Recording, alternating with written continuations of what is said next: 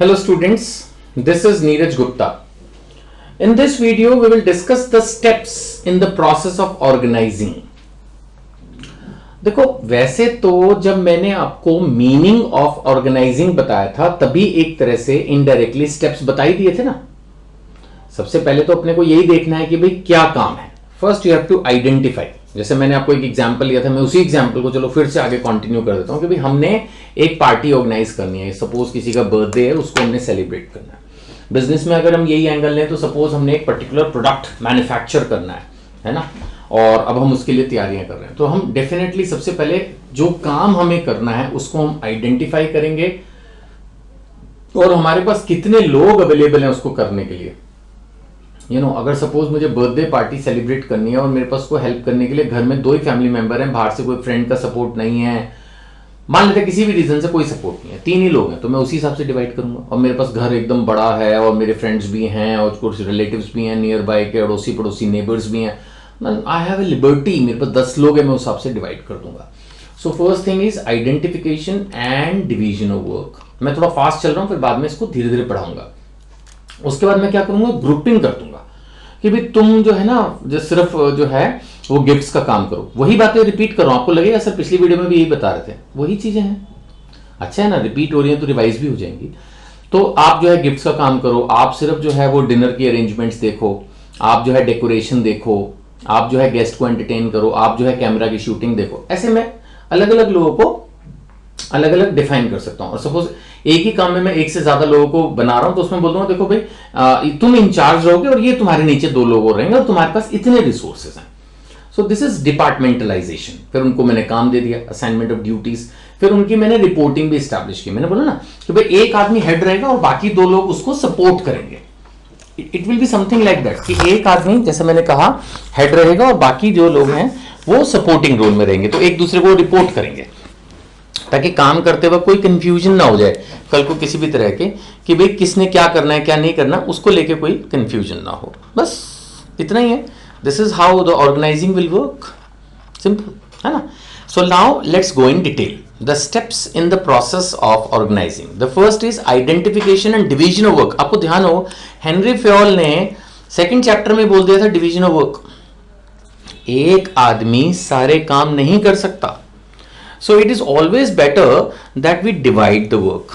It is always better that we divide the work. We should see कि कौन आदमी क्या काम बेटर कर सकता है और उसके हिसाब से उसको काम दे दो, है ना। और हर काम का एक आदमी इंचार्ज भी होना चाहिए, ये भी जरूरी है। So the function of organizing starts with identification of total work to be done. सबसे पहले तो जो टोटल काम करना है ना, अपने को वो देखना है कि भाई हमें करना क्या है। भाई हमें ये प्रोडक्ट मैन्युफैक्चर करना है, या ये पर्टिकुलर सर्विस प्रोवाइड करनी है, या ये पर्टिकुलर प्रोडक्ट जो है वो बाय करके आगे सेल करना है। तो हमारा गोल क्या है, एम क्या है, वो काम क्या करना चाहते हैं। फिर हमने उस काम के टुकड़े करना है। आप समझिएगा, द वर्क इज डिवाइडेड, यहां पे आगे लिखा है the work is divided in A systematic way. हमें उस काम के टुकड़े करने हैं और वो टुकड़े इस तरह से करने हैं कि एक से ज्यादा लोग उस काम को करें। आपने 11th में ही पढ़ लिया था different forms of business organisations. अगर हम बिजनेस स्टडीज के चैप्टर की बात कर रहे हैं तो different forms of business organisation का जो हमारा चैप्टर है वो हमने 11th में ही पढ़ लिया था। और आपको ध्यान होगा वहां पर हमने एक चैप्टर में पढ़ा था कि भाई सोल प्रोप्राइटरशिप होती है, HUF होता है ना, पढ़ा था ना, पार्टनरशिप फर्म होती है, जॉइंट स्टॉक कंपनीज हैं, कोऑपरेटिव भी थी। तो कहने का मतलब है कि वहां पर अगर सोल प्रोप्राइटरशिप है तो सारा काम खुद करना है। तो वही है ऑर्गेनाइजेशन का मतलब यही है कि there are more people who have to be grouped together. Means we have to organize their activities. We cannot presume that it is we are talking about the sole proprietorship. लेकिन ऐसा मैं नहीं कह रहा हूं कि सोल प्रोप्राइटरशिप में organising नहीं है, लेकिन मतलब मेनली जो बात समझने की है वो यही है कि there are more people available to do the job, so we have to divide the work. So work is divided in systematic way ताकि हर बंदे को एक अलग काम मिल जाए और उसमें हमारी अननेसेसरी डुप्लीकेशन भी नहीं होगी। अब अगर मैं वही पार्टी का एग्जांपल फिर से लूं तो एक आदमी ने अगर गेस्ट को एंटरटेन करना है तो वो गेस्ट पे ध्यान देगा ना, वो इस चीज की परवाह नहीं करेगा कि डिनर बनाए कि नहीं बनाए या डेकोरेशन हुई है कि नहीं हुई। हर आदमी अपना वाला एरिया देखेगा। सबको अपने अपने एरियाज पता होंगे, सबको ही पता होगा मेरी ये टीम है, सबको पता होगा कि हमारा टीम लीडर कौन है, टीम लीडर को पता होगा कि मैं टीम लीडर हूं और ये मेरी टीम है जिससे मुझे काम करवाना है। ऐसे बिजनेस के एंगल से देखो, प्रोडक्शन वाले को अपना डिपार्टमेंट पता होगा, नहीं, एडवर्टाइजिंग वाले को अपना डिपार्टमेंट पता होगा, अकाउंट्स डिपार्टमेंट को अपना पता होगा, जो स्टाफिंग डिपार्टमेंट है एचआर बोलते हैं जिसको, ह्यूमन रिसोर्सेज, उसको अपना काम पता होगा। सबके अपने अपने काम बटे हुए होंगे, सब अपना अपना काम कर रहे होंगे। दैट डिपार्टमेंटलाइजेशन क्रिएट करना, वही तो है। अब इन्होंने जैसे बैंक्स का एग्जांपल दिया कि सारे काम बटे हुए होते हैं वहां पे, चलो भी तुम कैश देखोगे, तुम कॉर्पोरेट्स को डील करोगे, तुम माना लोन सैंक्शन करोगे, all different kinds of work in a bank are being done by different people. And जो काम दिया जाता है वो दिया जाता है as per the qualifications and capabilities, कि कौन आदमी ने क्या पढ़ाई की हुई है, किसने फाइनेंस की पढ़ाई की हुई है, किसने स्टाफ की, एचआर की पढ़ाई की हुई है, एंड सो ऑन, है ना। क्वालिफिकेशन और कैपेबिलिटीज, कैपेबिलिटीज कहां से आती हैं? एक्सपीरियंस से आती हैं, एक्सपोजर से आती हैं। अब कौन आदमी किस ब्रांच से पहले काम करके आया है, बैंक्स का ही अगर हम एग्जाम्पल है तो उससे बहुत पता चलता है कि वो कहां से आया है, क्या कर पाएगा, क्या कर रहा है और क्या कर पाएगा। अब जैसे मैंने कहा, उसके बाद हम क्या कर रहे हैं? ग्रुपिंग कर रहे हैं। ग्रुपिंग का मतलब डिपार्टमेंटेशन या डिपार्टमेंटलाइजेशन, दैट्स ग्रुपिंग। अभी मैंने जैसे एग्जांपल लिया ना, ऐसे प्रोडक्शन से सारे रिलेटेड लोगों को एक डिपार्टमेंट में डाल दो, ऑब्वियसली एडवर्टाइजिंग वाले सारे एक में डाल दो, अकाउंटिंग वाले सारे एक में डाल दो, एंड सो ऑन, परचेजिंग वाले सारे एक में डाल दो। तो ऐसा अलग अलग डिपार्टमेंट में तो नहीं बिठाएंगे ना, एक डिपार्टमेंट का तो एक ही काम होगा ना, तभी वो लोग मिलकर काम करेंगे। तो यही बोल रहा है कि जब हमारे को एक ग्रुप बनाना है, is to group related and similar jobs, जो भी लोग रिलेटेड और सेम काम कर रहे हैं, यानी या तो सेम ही कर रहे हैं या रिलेटेड काम कर रहे हैं। नहीं, अब अगर कोई पैकिंग कर रहा है और एक आदमी उस पैकिंग के ऊपर लेबलिंग कर रहा है तो वो तो रिलेटेड हो गया ना। और दो लोग पैकिंग कर रहे हैं या तीन लोग पैकिंग कर रहे हैं, इट इज पॉसिबल ना। अगर माना एक ही दिन में 1000 ऑर्डर, तो एक आदमी तो नहीं पैक कर पाएगा ना। तो इसका मतलब देयर इज अ पॉसिबिलिटी कि 4-5 आदमी पैकिंग ही कर रहे हैं, so they are doing the similar job. अब कुछ लोग, जैसे मैंने कहा, पैकिंग के बाद लेबलिंग कर रहे हैं या उनकी वेइंग मेजरिंग कर रहे हैं, कुछ भी समथिंग लाइक दैट, है ना। या बिगर पैकिंग कर रहे हैं, मतलब पहले स्मॉल पैक्स होते हैं और फिर उसके बाद उन सबको एक बड़े बैग में वो डाल रहे हैं। So this is all related, not similar but related jobs. तो रिलेटेड एंड सिमिलर जॉब्स कर रहे हैं वो एक डिपार्टमेंट में हो गए, है ना। हम इसको फंक्शंस के बेसिस पे भी कर सकते हैं। दूसरा एग्जांपल है प्रोडक्ट्स। फंक्शंस का तो मैंने जैसे भी एग्जांपल लिया, सारे लेबलिंग ही कर रहे हैं या सारे अकाउंटिंग ही कर रहे हैं या सारे मार्केटिंग ही कर रहे हैं या सारे एडवर्टाइजिंग ही कर रहे हैं। ऐसे फिर हम चलते हैं प्रोडक्ट्स पे भी पहुंचते हैं। अब मान लेते हैं कि कंपनी के पास अलग अलग तरह के प्रोडक्ट्स हैं, राइट। तो अब हम अगर प्रोडक्ट्स की बात कर रहे हैं तो accordingly we have to C.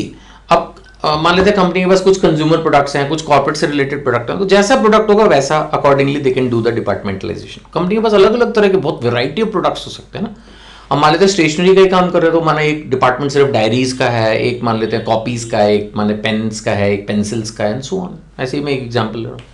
Customers भी अलग अलग तरह के होते हैं। माना कुछ हैं कि भाई गवर्नमेंट डिपार्टमेंट्स को कोई डील करेगा, कॉर्पोरेट्स को कोई डील करेगा, रिटेल कस्टमर्स को कोई डील करेगा, डीलर्स को कोई डील करेगा, and so on. Geographical locations, भाई माना राजस्थान को तुम डील करोगे, पंजाब को तुम डील करोगे, या अगर इतना नहीं है तो चलो भाई नॉर्थ इंडिया कौन देखेगा, साउथ इंडिया कौन देखेगा, एंड सो ऑन।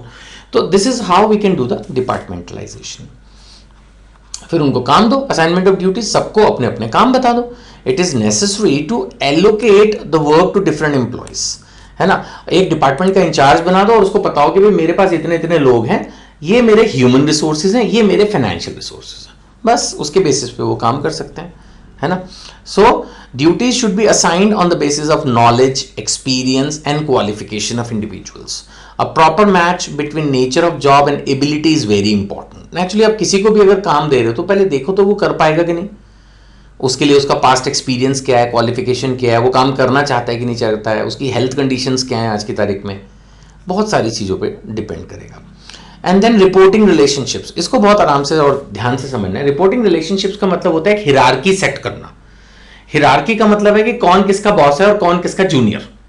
ऑर्गेनाइजिंग के अंदर ये सबसे बड़ी दो चीजें हैं। पहला, डिपार्टमेंट क्रिएट करना, यानी लोगों को उठा के एक डिपार्टमेंट में डाल देना, और फिर डिपार्टमेंट के अंदर कौन डिपार्टमेंट में हेड है, कौन उसके नीचे सुपरवाइजर्स हैं, सीनियर मैनेजर्स हैं, जूनियर मैनेजर्स हैं, असिस्टेंट मैनेजर्स हैं, कौन मतलब किस पोस्ट पे है, वो पूरा एक स्ट्रक्चर क्रिएट करना, that is also the major activity in organising. So reporting relationships का मतलब यही है कि कौन किसको रिपोर्ट करेगा। हेनरी फॉल ने भी इस बात की बात की थी ना कि एक आदमी एक को रिपोर्ट करेगा। सो अपने को क्या है, अथॉरिटी रिस्पॉन्सिबिलिटी जो है ना वो डिफाइन करनी है। Each individual should know who he has to take orders from. सबको पता होना चाहिए कि मुझे ऑर्डर्स कहां से लेने हैं, and to whom he is accountable. कौन मेरा बॉस है, मुझे ऑर्डर्स कहां से लेने हैं और उसको मैंने जवाब देना है। So basically you have to create, वही अथॉरिटी रिस्पॉन्सिबिलिटी से, सुपीरियर सबॉर्डिनेट रिलेशनशिप। कौन किसका बॉस, कौन किसका जूनियर। ये हिरार्किकल स्ट्रक्चर मैं बोलता हूं कि जो बेसिकली ऑर्गेनाइजिंग है ना, अगर आप मेरे से पूछो सर बेसिकली ऑर्गेनाइजिंग है क्या, ये स्ट्रक्चर क्रिएट करना कि कौन किसका बॉस है, कितने डिपार्टमेंट है और किस डिपार्टमेंट में कौन हेड है और उसके नीचे कितने जूनियर, जूनियर के नीचे कितने जूनियर, ये जो स्ट्रक्चरिंग है ना, this is basically the organising is. और उसी से फिर कोऑर्डिनेशन होगा, जो डिफरेंट डिपार्टमेंट्स हैं वो आपस में कैसे काम करेंगे। हेनरी फेल ने बोला था ना, आप अपने स्टेटस के लोगों से ही बात करोगे, नहीं तो आप अपने ऊपर नीचे जाओगे। गैंग प्लैंक अगर आपको याद हो 1%, तो गैंग प्लैंक में भी आप अपने ही स्टेटस के लोगों से बात कर सकते हो। तो वो कोऑर्डिनेशन और वो सारी वर्किंग भी जो है ना, वो तभी हो पाएगी, है ना। So I hope this is all clear. अगर हम स्टेप्स इन ऑर्गेनाइजिंग प्रोसेस की बात करें तो first is identification, division of work, second is departmentation या डिपार्टमेंटलाइजेशन, देन उनको ड्यूटीज देना और उनके रिलेशनशिप्स, वो हिरार्किकल स्ट्रक्चर एस्टैब्लिश करना, that is you can say the steps in organising. So I hope it is all clear, ठीक है ना। बाकी फिर भी कोई डाउट हो तो आप जो है नंबर, हाँ, इस नंबर पर SMS कर सकते हैं। Thank you.